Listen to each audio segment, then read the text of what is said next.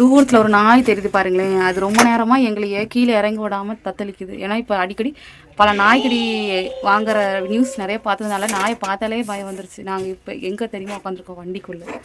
இந்த இடத்துல நல்ல நிழலாக இருக்குது. அந்த படிக்கட்டில் உட்காந்துட்டு இருந்தோம். நாங்கள் உட்காந்துட்டு இருக்கும்போதெல்லாம் வந்து எட்டி பார்த்த ஆளுங்க இருக்காங்களான்னு கத்துன்னு கத்துது, குலைக்குது. நாங்கள் எந்திரிச்சு போனோடனே மறுபடியும் வந்து செக் பண்ணிச்சு இருக்காங்களா இல்லைன்ட்டு. நாங்கள் அந்த செகண்டில் புகுந்து ஓடி வந்து வண்டியில் உட்காந்துட்டோம். வண்டி இப்போ குப்பையாக இருக்குதுன்னு சொல்லிட்டு க்ளீன் பண்ணுறோம். வண்டிக்குள்ளேயே ஒரு ஓட்டை ஒன்று வச்சுருந்தாங்க குப்பையெல்லாம் வெளியே தள்ளுறதுக்கு. அது எந்த இடம் உங்களுக்கு காட்டுறாங்க, கூட்டி பயணிக்கலாம். அவர் தாங்க முடித்தா இந்த இடத்துலையும் கூட்டி தள்ளிக்கலாம் மண்ணெல்லாம். ஏன்னா இன்னொரு பெரிய ஓட்டம் ஒன்று அந்த பக்கத்துக்கு காட்டுறேன். ஃபைனலாக கூட்டி முடிச்சுட்டு உங்களுக்கு க்ளீனாக வந்தப்போ காட்டுறேன். வெயிட் பண்ணுங்கள்.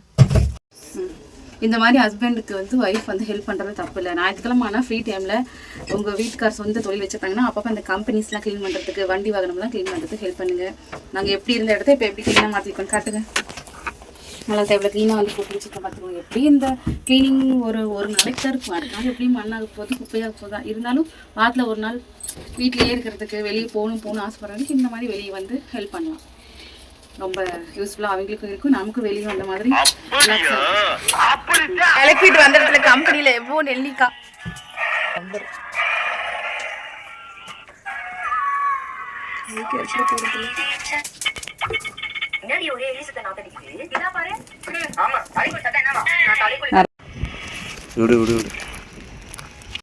கொதிக்க இருக்கிற சாப்பாட்டில், ஆவி பறக்கிற சாப்பாட்டில் குழம்பு கொதிக்க ஊற்றி இப்படி உருண்டை பிடிச்சி பிள்ளைங்களுக்கு ஊட்டும் போது அதோட சந்தோஷமும் தனி.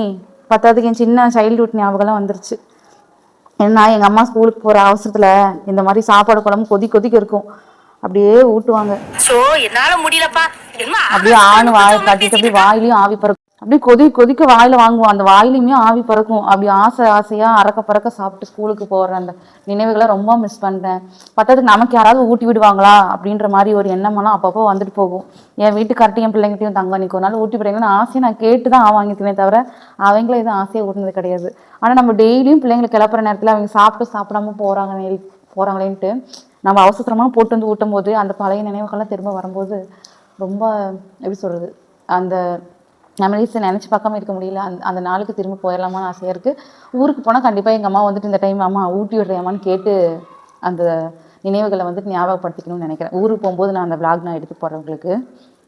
நீங்கள் ஊட்டி விடுவாங்களா இல்லை ஸ்கூலுக்கு போகிற டைம் நீங்களே தான் சாப்பிட்டு போவீங்களா? கமெண்ட்டில் சொல்லுங்கள், நான் தெரிஞ்சுக்கிறேன். பாய்.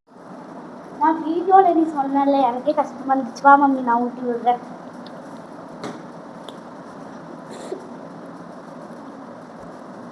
ஆசை ஊட்டணுங்க. இந்த மாதிரி அப்பப்போ எனக்கு ஊட்டி விட்டுனா எனக்கு சந்தோஷமா இருக்கும்ல. நன்றி.